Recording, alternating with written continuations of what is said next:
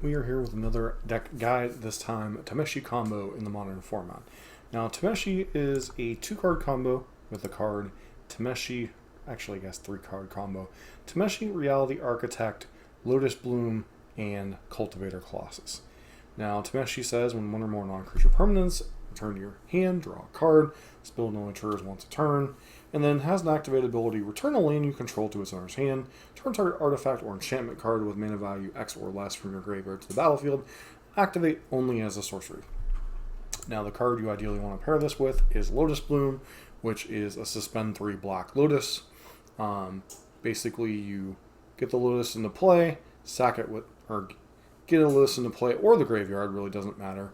Lotus Bloom, sack it, activate Tameshi, bring it back, keep this loop going, return all your lands to your hand, and then ideally you have enough mana at that point to cast a Cultivator Colossus to replay all your lands, hopefully continuing to draw a couple more lands, and finding another tutor, whether it be Eldamari's Call or Finale of Devastation, play the other Cultivator Colossus, get a bunch more lands into play, and then ideally you want to find your Finale of Devastation, cast it for X equals 10, win the game on the spot. That's ideally what you want to do with the deck. Now, beyond that, you have a bunch of ways to find your tutor targets. You have Eldamari's Call to help find your copies of Tameshi, as well as Goblin Engineer, we'll talk about in a second, and your Cultivator Colossus. You have Wargate, which is primarily to be copies 5 through 8 of, or 4 through 7 in this deck's case, copies of Lotus Bloom to put it into play. Goblin Engineer is a backdoor way to get a combo piece, the Lotus Bloom, into your graveyard. And then beyond that, you have a little bit of acceleration in the form of Delay the Halfling and one of Utopia Sprawl to be able to get Tameshi and the combo rolling a little bit earlier. You have a little bit of interaction with your Wargate and things like On Thin Ice and a one-of copy of Leyline Binding to deal with main deck hate pieces. And then you have a small kind of 4-color Omnath vibe going with a couple copies of the One Ring, a one-of copy of Omnath, a one-of copy of Nissa Resurgent Animist, and then a one-of Solitude. It's kind of a nice backdoor way to have a combo that allows, or a non-combo way to interact and keep the game going if your opponent is able to disrupt your combo.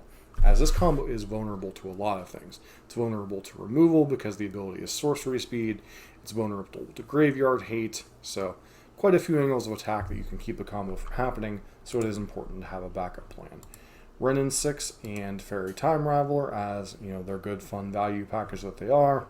Teferi also keeps your opponent from interacting during the key combo turn if you wait to play your Tameshi the turn you go off. And that's pretty much the main deck, what the deck's trying to accomplish. The sideboard, obviously you have copies of Boseiju and Otawaro in addition to your 4-color mana base to allow you to interact with opponents' hate pieces. Sideboard is a myriad of different things in this version. Prismatic Ending and Leyline Binding, as well as Boseiju, are ways to either interact with your opponent if they're a fast aggressive deck, or to take away their hate piece, whether it be a Leyline the Void, a Rest in Peace, Pithing Needle, any of those type of things. Chalice of the Void on 0 can also be a little bit tricky, etc. At least casting against Chalice. Burrington Forge Tender is a way to protect your creatures against Furies and Unholy Heats and Lightning Bolts.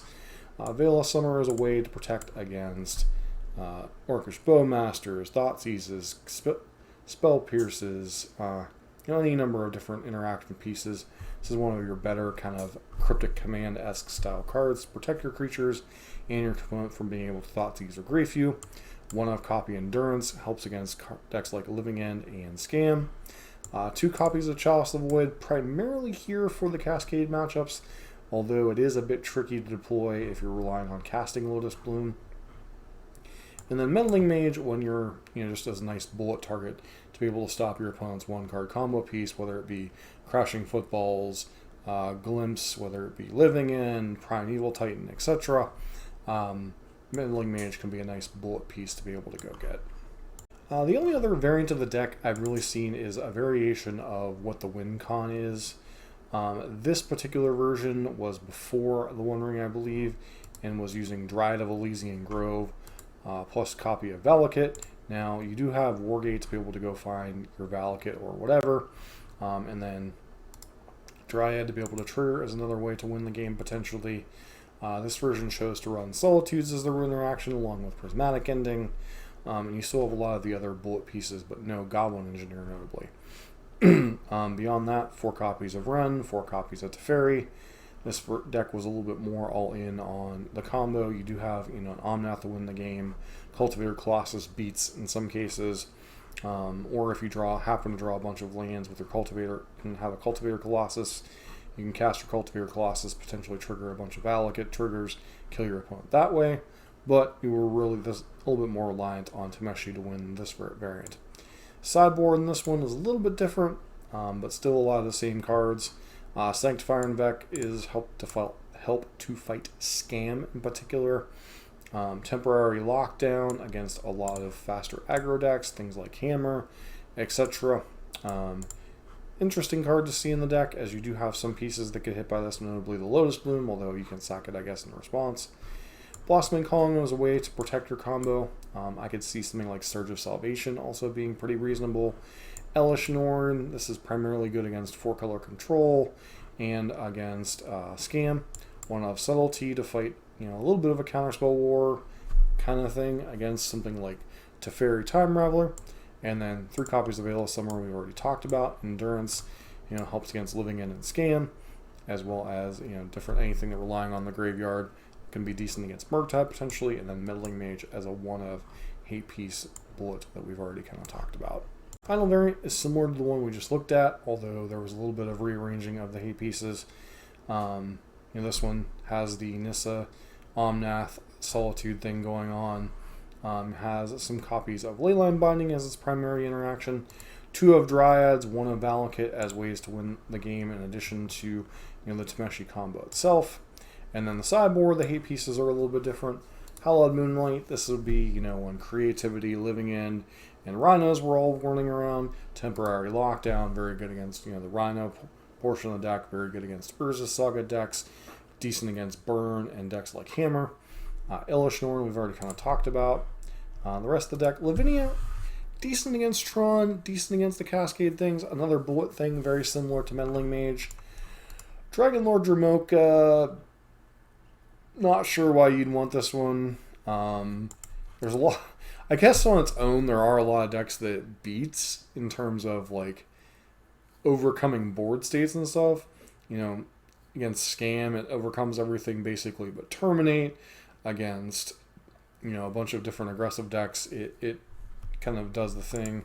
It's very awkward for Murktide to be able to kill this, although a large Murktide could potentially get around it. But it is an interesting roadblock and something that your opponent can't counter, so maybe that's one reason to run it in addition to it being basically a 6-mana Teferi. And then, obviously, Besage used to help fight your opponent's hate pieces. As far as the deck, this is typically about a turn 4 combo deck, because obviously you want to be able to go cast Tameshi, activate immediately. If the Lotus Bloom is in the graveyard, having that 4th mana is obviously necessary. It can combo on turn 3 sometimes, but that is definitely the exception, not the rule. So this is basically a turn 4 combo deck that's vulnerable to spot removal, vulnerable to graveyard hate, definitely needs a backup plan, so you kind of see why it is. Don't forget to tune in later in the week whenever we do a little bit of a quick hits gameplay with this deck. But with that said, if you like these kind of deck guides and modern content in general, don't forget to like, comment, subscribe. Hope to see you for our next video.